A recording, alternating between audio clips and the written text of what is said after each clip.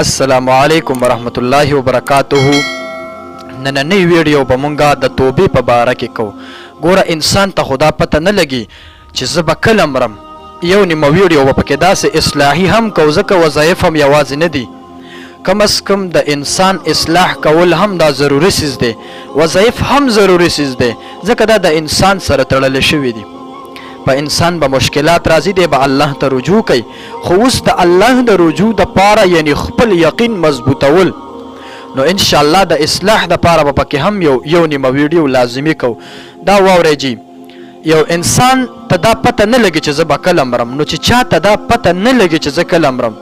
نو دی به لازمي توبه هره ورځ وکاږي. حالان کې مونږ ډېر زیات ګناهګار یو او الله جل جلاله قرآن مقدس کې 77 مرتبه د جهنم او د جنت ذکر کړی دی چې انسانا که ته چرته نیک اعمال کې زما حکم منی د جناب محمد رسول الله صلی الله علیه وسلم سنت فالو کې،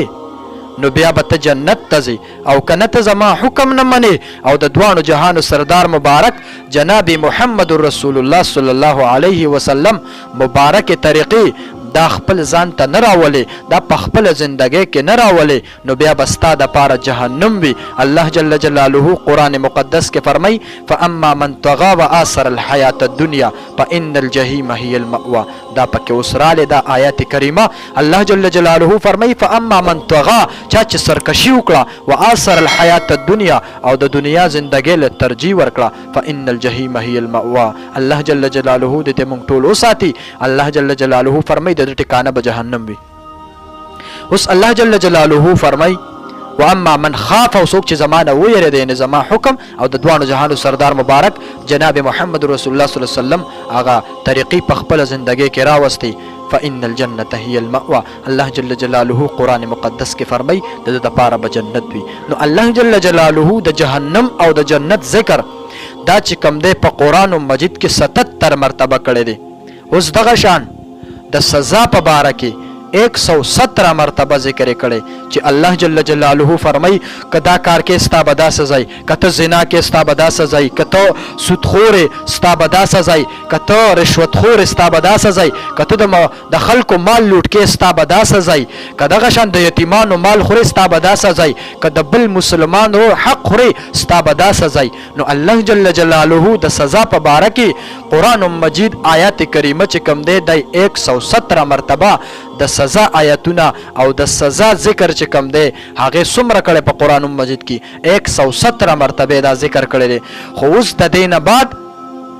الله جل جلاله فرمای چې ته هر څومره ګناهګار زمونږ خدا اکثریت زمونږ ذهن داسې جوړ دی چې ما او تا ګناه نه توبه نه وکړو یاره مړه سم دا ګناه کومه توبه کومې ویسته مړه اوس په داخله کو چې دا څه کوې. او اکثر زمونږ مسلمانان هم له کابل او ستاسو ګل چاهت ولیده چې هلته په مسجد نبوي کې په حرم شریف کې تم خلاص نشو، هلته هم پسې خلکو چغې ووالې. نو د دې وجه هم دا ده ما او تا توبه نه وکاږو خلک هم توبې ته نه پرېږدو. دا زما ستا دا د مسلمانۍ شان نه دی. ګورئ چې یو انسان توبه وویستله که دی هر څومره ګناهګار دی نو دا ګورئ دا بیا د الله په نسبت باندې ډېر لوی ولی دی ځکه چې دا هر قسم ګناه پرېښود د الله نه سوال کوي یا الله پاکه ما چې څومره ګناه کړي ټوله راته معاف کړي. په سچې توبه وکاږله او څوک چې په سچا توبه وکاږي نو بیا څه کوي الله جل جلاله نبی علیه الصلاة والسلام فرمایي وایي توبه کوونکی داسې دی لکه چې د مور نه اوس پیدا شي داسې پاک چې کله توبه یو انسان وکړي بس الله ورته ټول ګناهونه معاف کړي. الله جل جلاله دې موږ ټولو له هم د توبې توفیق راکړي. نو الله جل جلاله د جنت او د جهنم ذکر دی په قرآن مجید کې 77 مرتبه کړي. دغه شان د سزا ذکر دی 117 مرتبه کړي. او دغه شان به د معافی چې انسانا که ته هر څومره ګناهونه وکړي زه به دې معاف کوم، زه ستا رب یم. څومره غفور و رحیم دی زمونږ رب چې په موږ څومره خفه کیږي نو په قرآن مجید کې د توبې د معافۍ دپاره ذکر چې کوم دی دی 234 مرتبه کړی چې انسانه که هر څومره ګناهګار خو زما در ته راځه زه به دې معاف کوم راځئ چې مړه نن د الله سره روغه وکړو ما او تا خو اکثریت داسې یو که زه به دلته تاسو ته د میډیا په دور باندې د میډیا په ټاپک په زه تاسو ته یو خبره وکړم چې موږ دا یوټیوب کولاو کړو په هغې بره تمنیل لیکلی چې د دې ګناه دا سزا ده اوس یو انسان دی هغه دا ولیده چې لکه په دې ګناه باندې دا سزا ده او د یرې نه د خپلې یرې د وجې مونږ هغه ویډیو نه کلیک کوو چې راسې نه چې د دې ګناه نه خبر شو چې دونه سزا ده پکې نو مونږ خو یې کوو نو وایي که د خپلې د یرې دې دا کلیک نه کړله او ځان دې خبر نه کو علم دې د دې حاصل نه کو نو وایي د قیامت په ورځ به ستا سره حساب کتاب کېږي د دې چې تا ته خو پته لګېده چې د دې ګناه دومره اجر دی مطلب د دې ګناه دومره سزا ده او تا د یرې نه کلیک نه کو چې هسې نه چې ما ته علم راشي د دې نو د دې هم ډېره سختترین عذاب دی بیا چې یو څیز نه ځان خبروي ځکه دا خو زمونږ بهترین دین دی الله جل جلاله مونږ ته ډېر مهربان او ډېر بهترین دین نصیب کړی نو عرض مې دا کو چې هر ټیم بس 2 رکعاته صلات توبه مونځ کوي د الله نه سوال کوي الله پاکه مونږ ته ټول ګناهونه معاف کړي ځکه چې مونږ ته پته نه ما ته خو خپل ځان دا پته نه لګي چې زه به یاره چې وده شم زما دا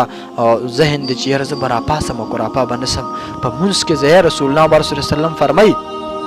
وای ما ته دومره پته نشته چې زه یو سلام وګرځوم د مانځه نه او وای ما ته دونه د خپل ځان پته نه لګي چې زه به دا دویم سلام وګرځوم او که به نه ګرځوم نو ګوره چا ته پته نه لګي د دې مرګ یو اچانک راځي تاسو وګورئ په خپلو کلي کې غور وکړئ په خپل خاندان کې په خپل کور کې چې هغه